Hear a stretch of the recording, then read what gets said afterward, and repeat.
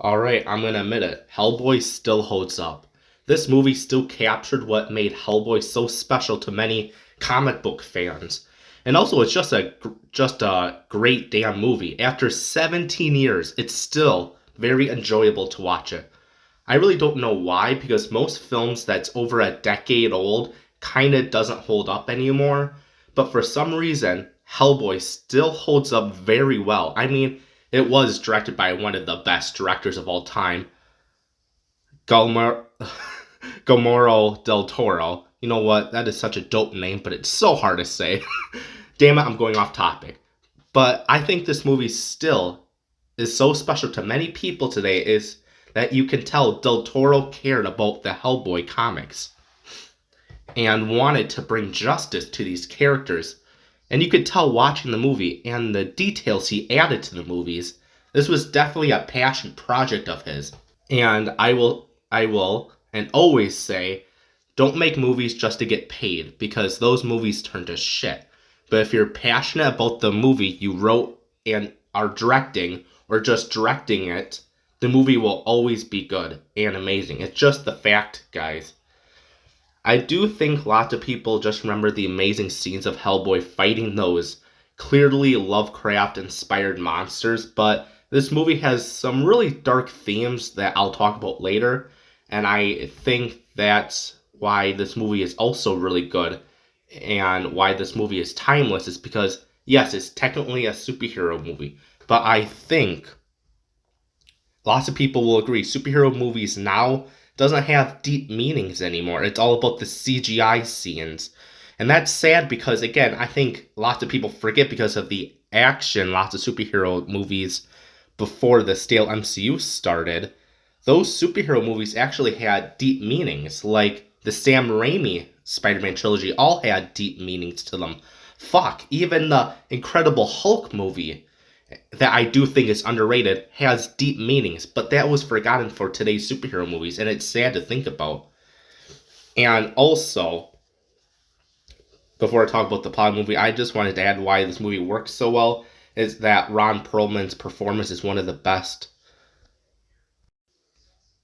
out of all superhero movies. I mean that. Oh no, the MCU fans are screaming at me. Well, I got one word for them. Fuck off, get a life, losers. Well, shit, that was more than one word. Anyway, Ron Perlman did such a great job as being Hellboy. You know an actor is doing his job really well when I can't tell he's acting and I genuinely think I'm watching a real devil man.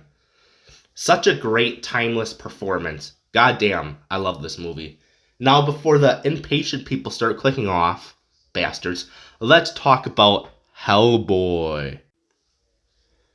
So the movie begins with, at 1945, during World War II, we meet Dr. Broom, or his real name, Trevor Bruttenholm. Yeah, I'll just call him Dr. Broom. Sue me. But he's there with other American soldiers, and they spy on this one Nazi area where they're doing some weird, evil Nazi shit. They show you that this white version Pitbull has this large-ass glove, and it has the power of opening up dimensions, and he wants to bring these monsters on this world so they would defeat their enemies. But before he can get the dimension wide open, the American soldiers try to stop him, and they start shooting at each other, and then this Nazi soldier who wears a weird mask is basically a ninja, and stabbing some of the American soldiers, and this character is actually Karl Ruppach Crowan. German names. No offense. Wow, that was hard to say. But from what I learned from the comics, yes, I did my research, just basically watching history of videos on YouTube. He was this guy who was obsessed with immortality, where it drove him mad eventually, and he did experiments on himself to be immortal. Some crazy comic book shit. But it is an interesting character. But back to the movie. The American soldiers finally get a break from this Nazi ninja from when flying debris stabs him against a cement wall. But as the American soldiers win and shut down this machine that is opening up this dimension, it literally sucks up White Pitbull. Fine, I'll say his character's name. Grigory Rasputin. Yo, I'm sorry that I'm messing up these German names. but I can't speak for shit. So the American soldiers celebrate their win, and one of the American soldiers, who looks like Peter Griffin, sees this weird red-shaped thing on the statue, and Dr. Broom sees this creature too, and instead of freaking out like Peter Griffin did, he takes out a chocolate bar, and the red creature takes it from Dr. Broom, but classic Americans want to shoot it, but Dr. Broom convinces them it's not dangerous, and they discover it's a baby demon. And they don't kill it. They actually let Dr. Broom take care of young HellBoy. I know people say telling the backstory on newspapers or footage is lazy, but I have to disagree because it makes sense with HellBoy, because the government wants to hide that HellBoy is real. So it becomes like how some people think Bigfoot is real and the government is hiding something. I think it's just very creative and unique to make HellBoy this Bigfoot figure where people don't know if he's real or not, and it gets so out of hand that people think the government is hiding something, that they have to get the US agents to go on talk shows to convince people that HellBoy is fiction. But then you get to this government place that people don't know about, that's called the Bureau of Paranormal Research and Defense. Basically, they're people that take down these strange creatures or artifacts before the general people can find out. But this place is where they keep HellBoy. We meet this character named John Myers. No, not John Mayers, the singer out. Does that joke make sense? I don't know. Who is this new agent, and he's basically the audience watching this movie. It's like our POV to HellBoy's life and the actions. And I think that's so genius to do, is to make a character that is the audience, and they can experience and see what HellBoy and this organization does on a daily basis. It's just creative and genius to do that. But John's job is to basically take care of HellBoy, get and cook his food, join him on missions, and we know that HellBoy loves the fame he has, because when he has to go on one of his missions to this museum, he is starstruck that he has fans. But to make sure people don't question anything at this museum, they literally have to use garbage trucks to escort HellBoy to this museum. And HellBoy's partner is the sea creature played by the great character actor Doug Jones. And when HellBoy gets to this museum, he's very confident, and before the sea creature can tell him what the monster is, HellBoy enters the room where this monster is, because HellBoy has a big ego. Because he's taken down all kinds of creatures before, but the government actually uses HellBoy to do their dirty work. They use HellBoy as their own personal maid, just makes him take down these strange creatures without a care. HellBoy falls for it. He doesn't realize he's the government's pet.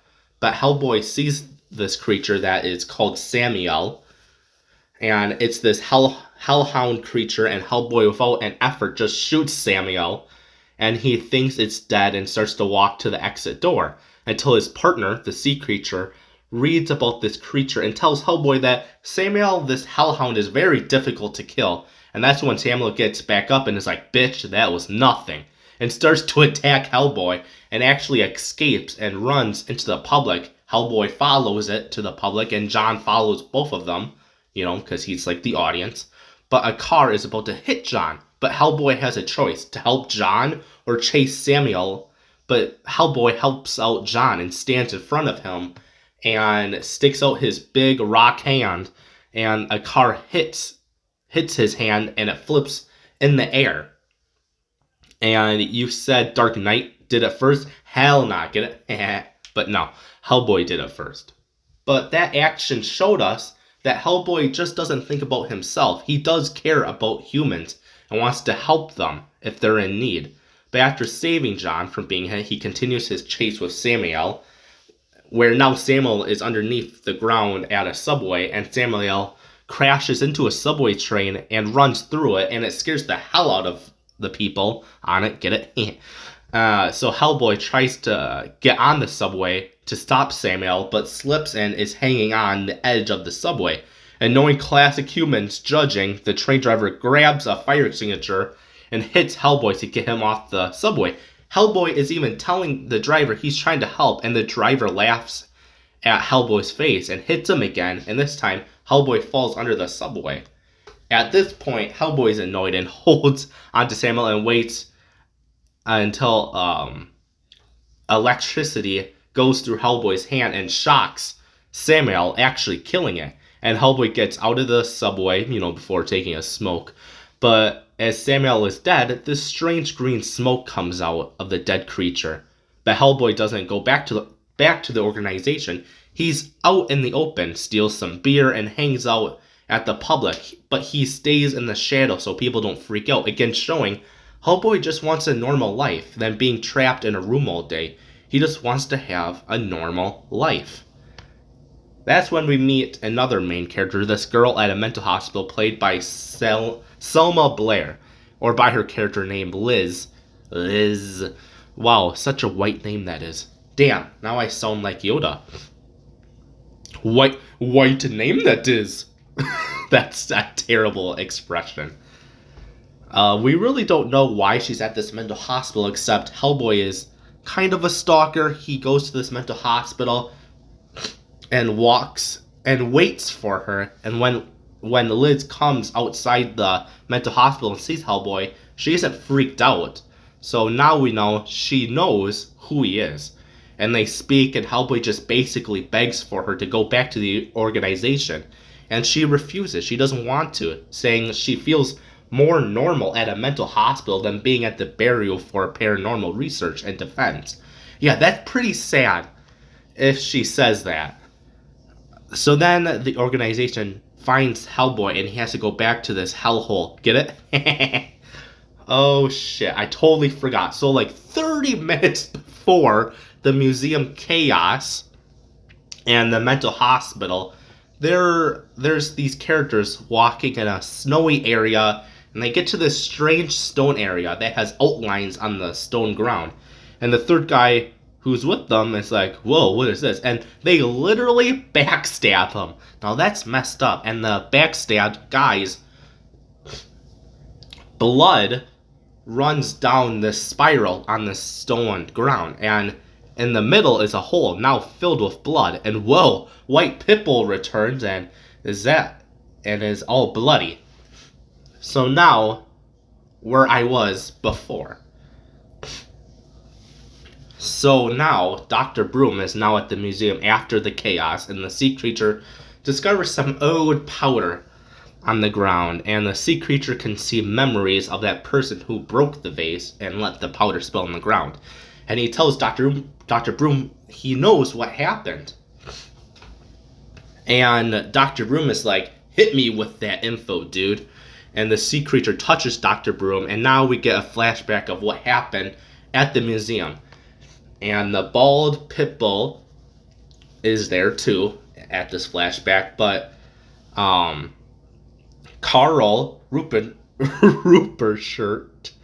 Crowan, the Nazi ninja, I can't say his German name, I'm sorry. He looks at this glass and looks at this statue, and the blonde woman, demands to break the glass, and I'm going to try saying his name. I'm just call him Carl. Carl breaks the statue, and the blonde woman grabs this vase, and she then White Pitbull's like, yeah, give me that white powder. And he breathes that weird green smoke, and whoa, Samuel is back, and he's like, took you long enough. Oh, and before that, Jesus, I'm forgetting lots of things. The guards see them, and, Carl is like, bitch, please, this is nothing, and just massacres the guards with no ease. And so now, Dr. Broom knows what he has to do. He tells Hellboy he has to find White Pitbull, I'm not going to say his German name, alright, and stop him. So Hellboy and 3 agents and the sea creature go and find their hideout that is under the subway. And Grigory Rasputin knows they're here. Oh, no, that's the wrong German guy. Carl knows they're here and goes and hides and waits for them. But Hellboy and the agents don't find White Pitbull or Grigory. But Carl appears in front of them, and Hellboy chases after him, and one of the agents follows Hellboy. But hey, remember Samuel? Yeah, he's back with his goddamn clones. And because if you kill one of them, more clones start to appear. And one of them attacks Hellboy, but this time Hellboy knows what to do and kills Samuel again pretty easily. You know, took a beating, but he kills Samuel again. But while Hellboy was gone, more Samuel clones attacked and killed 2 agents, and then Carl kills the last agent that was actually looking for Hellboy. The mission was a fail, but also Hellboy had to experience his first grief of losing a good friend of his. But also, Dr. Broom does an autopsy on Carl, who before stopped his heart by twisting a timer on his chest, so he's actually not dead. But he doesn't feel pain because Carl is no human anymore, because Dr. Broom even says he's mostly made out of sand and other stuff. So Dr. Broom suspects Carl is still alive, and he is, because while Dr. Broom is at a library reading about the origins of a person, because he discovered on Carl a name that you have to say, and he, where was I? So Carl suits up and goes to the library, and also White Pitbull is there too. And Dr. Broom knows he's a goner, but if he can get Hellboy to read about this guy that is immortal and find a way to kill Carl, if he can let Hellboy find this immortal guy that is buried, then Dr. Broom knows his son, Hellboy, can stop all this chaos. And he lets Carl kill him. But while that stuff was happening, Hellboy followed Liz and John, who to Hellboy seemed like they were on a date Liz and John were going on. And this right here shows, again, Hellboy is more human than a demon. He has emotions. He has jealousy. But now as Hellboy goes back to the organization, he sees the dead body of his father. Really one of few people who really cared about Hellboy, took care of him, and didn't judge him. And that's why Hellboy really cares about Liz, because Dr. Broom and Liz are the only people who didn't judge him and treated him like a human, not a monster, and cared about him. So now he has to grieve again, the same night of losing 2 people. That's messed up. And the most messed up thing is he couldn't even attend his father's public funeral because the government wouldn't allow it. And finally, Hellboy reads about this immortal guy who was killed, but if you say this one word, it will wake him up again. So Hellboy, John, and Liz go on the mission to stop Grigor, or by his name I call him, White Pitbull, and Carl, and justify the death of his father. And yeah, that was Hellboy. Such a great movie that still holds up because Del Toro was very passionate about the Hellboy character and wanted to bring justice to the comic books and to the silver screen. And he did it. Hellboy is still one of the best superhero movies of all time. And people need to talk about it more, damn it. Alright guys, that was it. I hope you enjoyed this video because I did. Like, subscribe, because this is a pretty good channel. Share to others, follow me on my socials, and you guys are awesome. See you guys later.